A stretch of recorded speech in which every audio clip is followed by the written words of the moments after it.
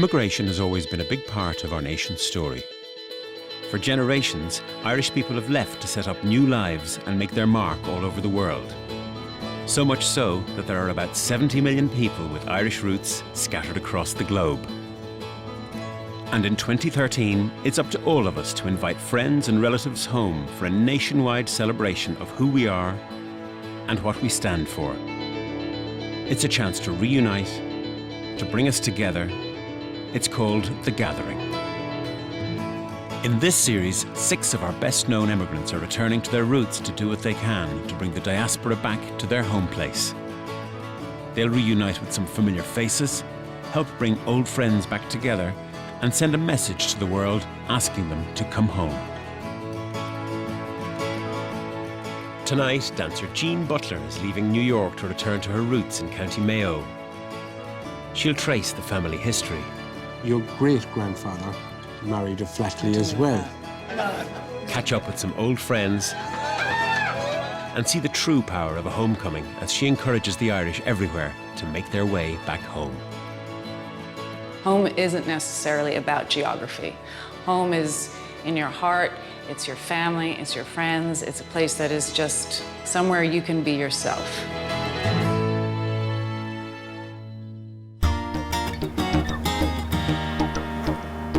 The Mayo diaspora has made a big impression across the world, with Grace Kelly, boxing legend Gene Tunney, and former US First Lady Pat Nixon all coming from Mayo families. Another prominent Mayo descendant is Jean Butler, whose mother Josephine emigrated to New York from Ballyhonus when she was 17. Irish American is a word that was never really used in our house. The Irishness in our house was just part of the house. It wasn't a badge in any way. It was just a very natural understanding. It was in our consciousness. Jean grew up in the small town of Mineola in New York, and when she was 17, moved to Ireland, where she began her professional dancing career. When I was living in Ireland, I would go down to Mayo as often as I could to see my gran. You know, generally it would be once a month, once every 2 months, but anything longer than that would make me itchy to get there. Jean now lives in Brooklyn with her husband Cuan, where she divides her time between designing her own jewellery line, lecturing in Irish dance in NYU, and choreographing a new solo show which she's bringing to Dublin in 2013. We've been here for 6 years. I didn't expect to move back to New York, but we're really happy here and we have great friends and we're settled. But we still have one foot in Ireland. And Jean is always glad to get the chance to get back to Ireland, and especially to the West Coast. That road out to the west from Dublin is just freedom in front of you. And you leave everything behind and you're going to your people that accept you no matter what state you're at.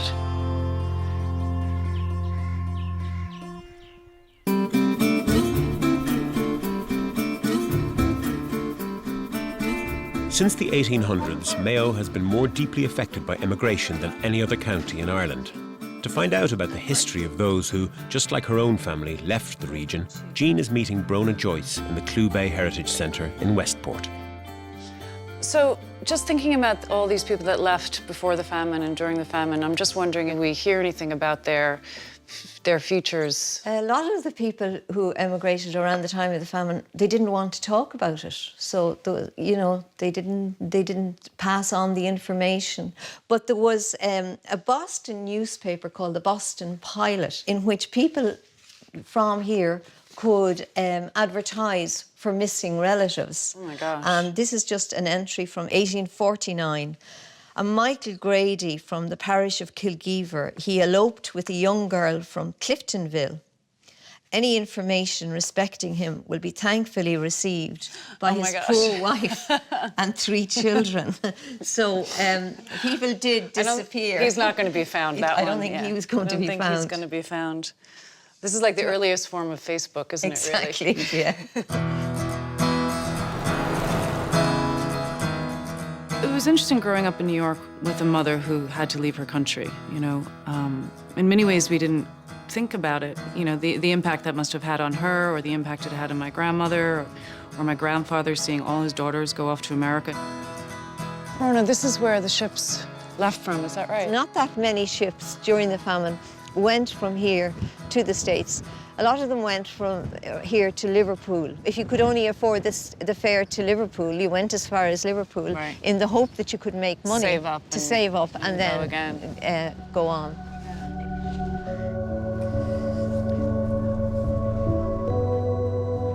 So this is kind of extraordinary, isn't it? It is. The famine memorial. It commemorates the people from this area who died in the famine and also who emigrated. The sculptor was John Butler, and he did another one, which is outside the United Nations building in New York, but the one in New York has people disembarking from it. That's the only difference between the two of them. Well, that's a big difference. It is a big difference, yeah. It's very powerful. My mom left at 17, and the irony of me being here now in many ways is really funny because I left New York at 17 to come to Ireland, you know, and she was very supportive of that because she had done it. And I've thought about this a lot, and I think the difference is I had a choice, and I think that's, you know, I had a choice to leave my home and go live somewhere else.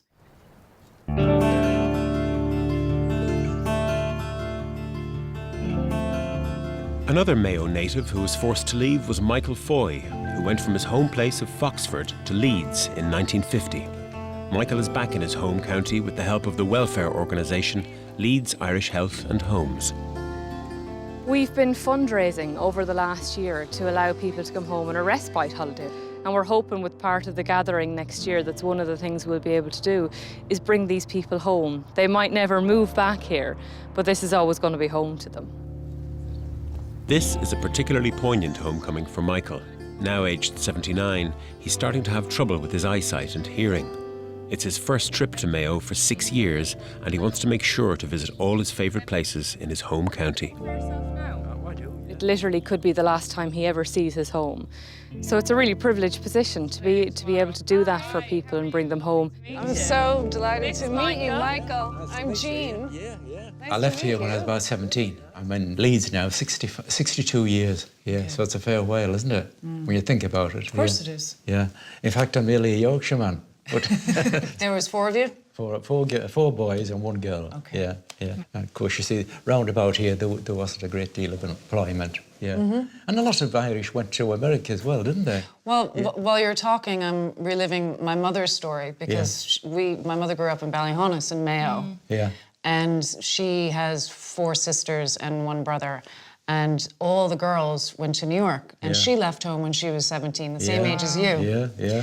When you left this country, did you have any notion of coming back? Or did you know what the future held for you? I wanted to go back to Ireland, you see. I miss the smell of the peat, you know, the turf and all that. But after about 3 years, met my wife, started And then you were courting, there. And then I was, she got me. She nailed you. Nailed me to the floor, yeah. I was obviously really aware of the American emigration experience and not so aware of anybody going the other way. It's only about... And that must have been even more difficult in some ways because England is so close to Ireland geographically. The sense that, you know, you are so close to your home, but you are not. Whatever nationality you are, you always want to go back to that country, don't you? And you go back to a lot of times you go back to your childhood. And you know, when I do come back to Ireland, when I'm sailing in on the boat and I see the hills of, just Ireland, I just love to see beautiful. that, you see, yeah. So it's, you choose however long you're away from it, you still have the same feeling that you want to get back. That's why I wanted to come now, you see, because I'm getting on in years, you see, and I don't want to leave it too late, you see, because with the old hearing going and a little bit of sight going as well, I thought, well, I better get back while I can. Absolutely. Yeah. Before Michael goes back to England, he will return to the house where he grew up in the small village of Foxford. The stately Westport house has been a focal point of the town for centuries, and this year played host to the inaugural Westport Music Festival. As Sheelin Brown prepares to stage an even bigger event for 2013, she's enlisted the Clube Pipe Band to help give Jean a personal invitation to join the bill.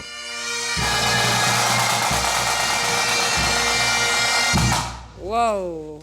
I've grown up with hearing this music so often, but never I've never seen it in this formation, in this way, where I can hear all the different elements coming together and visually see the different elements. So I'm really quite moved, so thank you.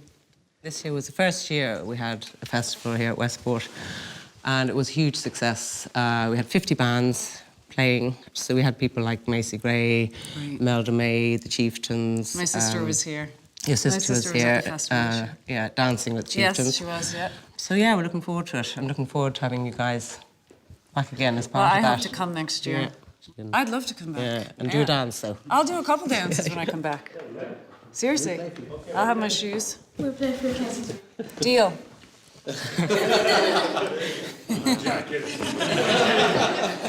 If I was in the band, I'd be on this end of things, I think. Yeah. Fast and loud.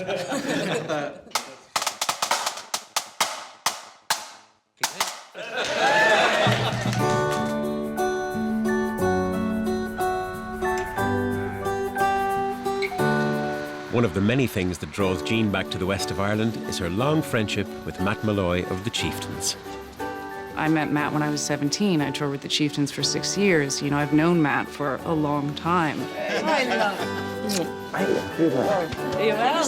Hi, gorgeous. So when I was in Ireland and didn't have a lot of family here, Matt was almost that family father figure in a strange way. You gotta wait a minute. Stand up for 1 second. And his family is fantastic, and all the people that he surrounds himself with are fantastic. And I used to come down and just go, okay, this I know who I am in this situation.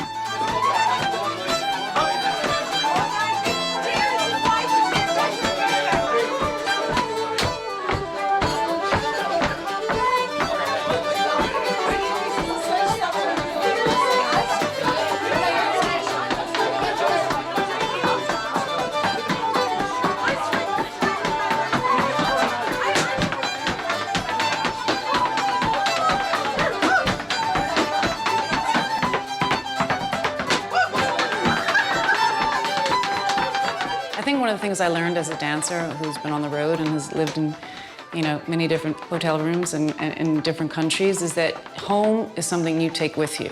Home isn't necessarily about geography. Home is in your heart, it's your family, it's your friends, it's a place that is just somewhere you can be yourself.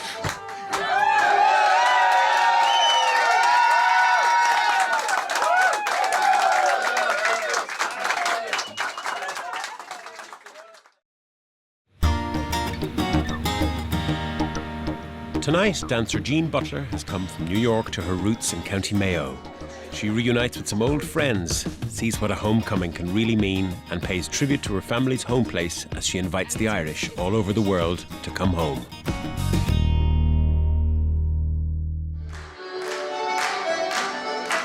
Jean has done more than most to bring Irish dancing to an international audience.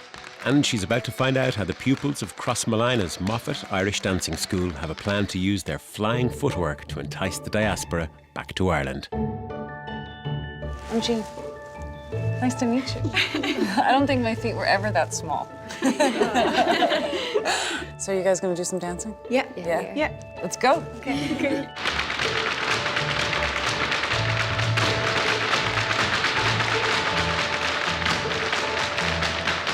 To see the kids take pleasure in that moment of just dancing is what was really great. You know, it wasn't about showing off or impressing. They were just there, they were themselves, and they got up there and they danced. That was great, guys. Our show is actually called An Immigrant's Farewell. An Immigrant's Farewell. Yeah. And you've been doing this show already? Yeah, we started it back in April. Okay. We were dancing up in a place called Riverdance near Crossmolina. A girl was there watching us. We didn't even know she was. She's from Pittsfield in Boston. Okay. And she approached our dance teacher and asked us to perform in Boston. That's we'll be there exciting. this 3 weeks, so we're very excited about it now. That's amazing. Yeah. How many are going over? There's a cast of 37. Whoa. They're all going? Yeah. The youngest is 4. He's a little boy. He's not here today. Okay. So we're going over there and we're performing our show as our invite to invite people back to Mayo brilliant. in 2013 as part of the brilliant. gather. Yeah.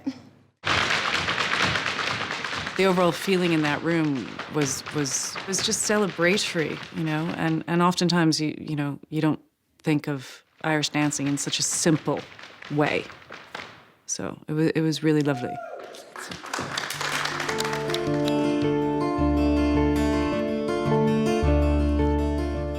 Jean has always been a keen student of her heritage and is eager to clarify some elements of her family's history while she's in Mayo. So she's asked Ger Delaney of the South Mayo Family Research Centre to set the story straight.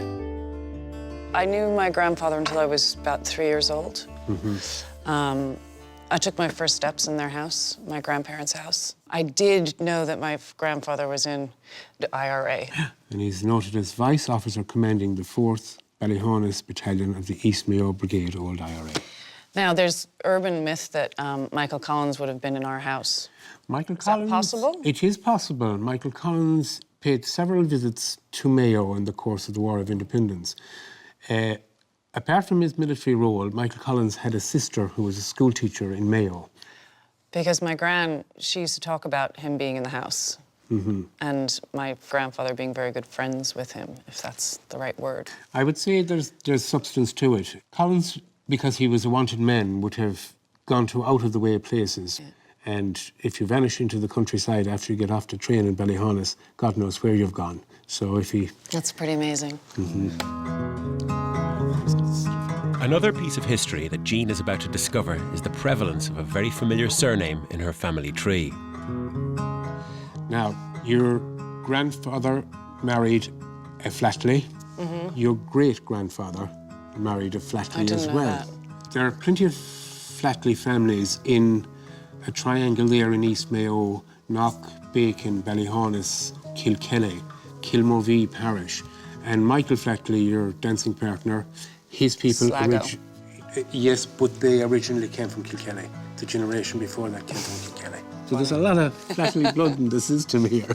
There's too many Flatleys. There are too many Flatleys. I can't do a thing about it. It's time for Jean to catch up with Michael Foy, who's making an emotional homecoming back to Mayo from Leeds. Michael's journey back to his home county is concluding with a visit to the house where he grew up in Foxford. On his way to see his childhood home, he's calling in to see his nephew, Michael, and family in Swinford for the first time in 6 years. Nice to see you. Yeah, yeah. Good to have. Come on. Hello, how are you? Nice to see you. Yeah. How are you? Good now, Jade. Yeah. And Jade, hello. Yeah. How are you? Yeah. All right. Very nice. Now, this is the little princess, isn't it? Oh, she's beautiful. How are you getting on with the football then, Liam? How is the knee? Touch and go. Yeah. 4 generations in one room. 4 generations. 4 in generations, this room. yeah, exactly, yeah. That's a rarity. You, Michael, it's...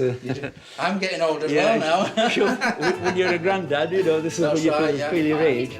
That's the one. I heard all about the good... Michael Sr. is one of 5 children, all of whom emigrated to Leeds in the 50s and 60s. That's you. Yeah, that's me. One of the first generation of Leeds-born Foys was Michael Jr., who is now the only member of the whole clan who lives in Mayo, having returned to his roots with his own family 10 years ago. I know you've thought about it in the past, but I just want to ask you, would you move back now? If I knew that I could get property that would be, a nice bungalow and have enough money to, because, I'm not, what have I got now, maybe 5-6 years? Oh, stop it. So if I could be guaranteed about something like that, I would come back, because it's more relaxing. And I'd have a lot more friends. I'd have Michael here, you see, and his family, and that would be lovely for me. I could bob up to his house, he could bob down to mine. Yeah, because it's so quiet where I am. I never see anybody much. And would you like to see him back? Oh, yeah. You would, definitely, yeah, definitely, yeah. Good job you said that. You'll have a shock when you see this. And now Michael wants to go back to the place where he was born and raised, to a small cottage on Main Street in Foxford that he left when he was 17. Many a time I sat down here, like that. Yeah, it's not a little rest. Yeah, as a child, yeah. Ooh, dear. Oh, yes, yeah. No, you can go on. Yes. So there was a little room at the back here, you see. Where did you sleep? Well, it was 2 beds that side and 2 beds this side, but they were short ones, 6-footers. Yeah. And that was the way we slept. Yeah. Used to get very cold in winter time. Yeah. But lads, you don't bother things like that. Yeah. It's amazing the memories it brings back to this. Yeah. Yeah, because that's where I was born, just behind this wall here. Yeah, yeah. We used to have a bed there. And a big Sacred Heart lamp, you know, with lit up. And then you had your open fire there, which is closed in now. Yeah. Yeah.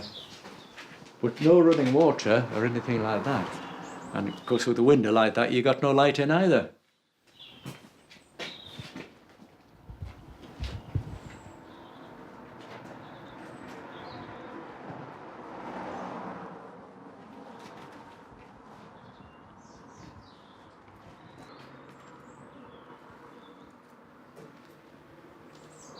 At first, I think he was in shock when he walked in, and then slowly you could see the door opening. The door to that part of his life, and the memories just flooding out. Sacred Heart lamps. Yeah. The Mum used to have.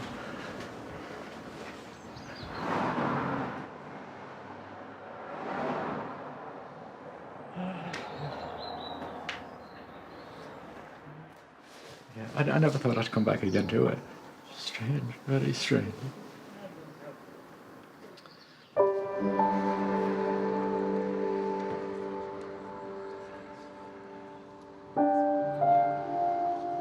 As Michael closes the door on the Foy homestead, Jean's stay in Mayo has come to an end, and it's time to head back to the States. I haven't been back here for about 2 years, so I was feeling the itch. I kind of don't want to leave right now. But we have to go.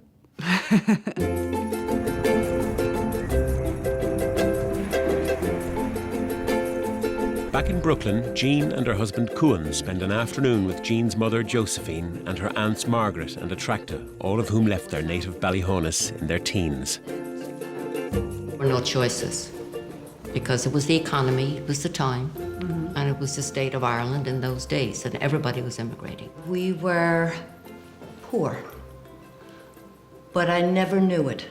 We didn't lack anything. We didn't. No. Yeah. But was there also an excitement about coming to America? Certainly. Yes. Yes. Oh, yes. You wanted out, but you wanted to stay. So excited.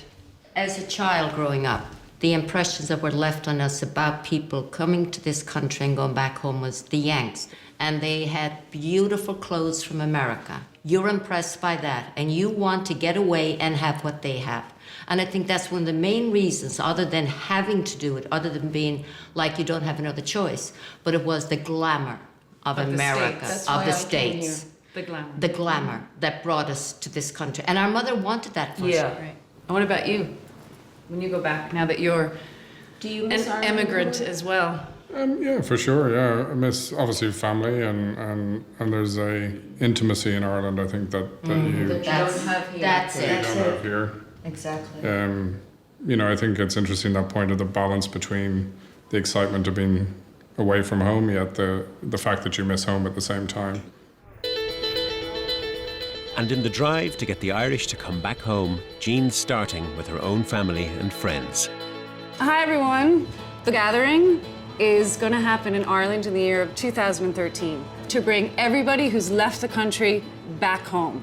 And what we're going to be looking at today is a little clip of the love letter to Ireland that I shot recently in Mayo. So here we go.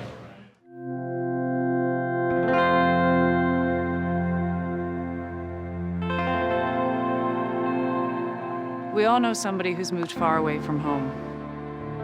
I first left this street in August 1950. My daughter Nicola, she went to Australia in April 2012. While my uncle Dominic was lucky enough to get work in Foxford, most of his family had to immigrate. Our brother Joseph moved to Australia 2 years ago. My friend Mikhail loved his time living in Ireland, but unfortunately moved back to Finland 10 years ago. Homenjacht ifach an Australia in the winter dus na nachtodi.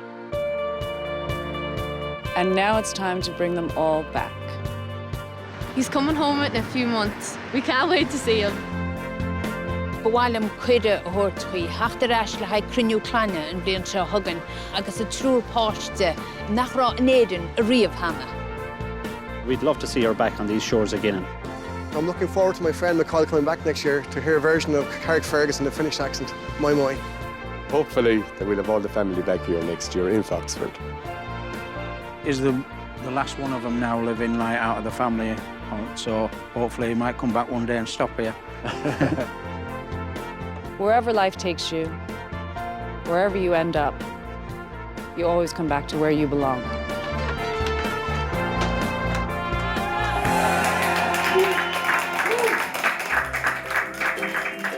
I'm really looking forward to my 2013 gathering in Mayo, where I get to see my family, especially my niece and my nephew. I'm Michael, I'm Jean's brother. This is my family. We live in Albertson, New York. My wife, Kelly, Gavin, my son, Grady. He's a little camera shy. In 2013, we plan to take the family back to Derrymore. My father's from Labashida in County Clare, and we'll be back to Ireland in 2013. One of the beautiful things about the gathering is that you'll be reminded of things that maybe aren't that locked away, maybe that are really close to the surface, and beautiful things can happen when you come back.